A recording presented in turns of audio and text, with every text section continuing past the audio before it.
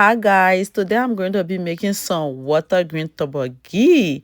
I already have my meat, it's already clean, and then I'm putting it in a pot. I'm going to be slashing some onions over my meat, and then I'm going to put it on the stove. I'm ready to season it. Like in my previous video, I already showed you guys all the seasoning I use, even though I'm showing it again, but you already know all the seasoning I use. Maybe I may be a little bit fast. And then I'm going to be adding 2 crown vita to the parboiled meat before it boil. I'm going to be adding 2 crown vita to it, and then add a little bit of water so it can boil.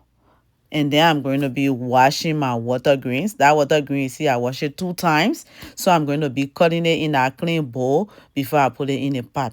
So after cutting that water green, I added it to my clean pot, and then got 1 onion, and then cut the onion over it before I add it on the stove, and then season it.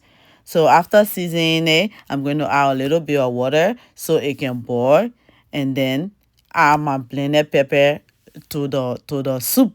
So after adding my blended pepper, I add a lot of pepper because it's so cold. So I add a lot of pepper to my soup.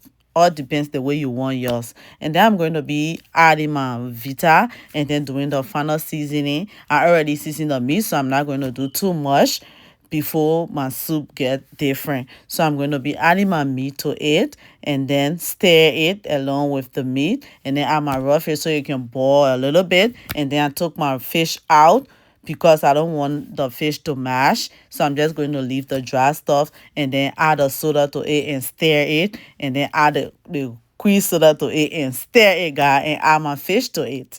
And then that's the final look, guys. Let's eat. Thank you for watching. Bye.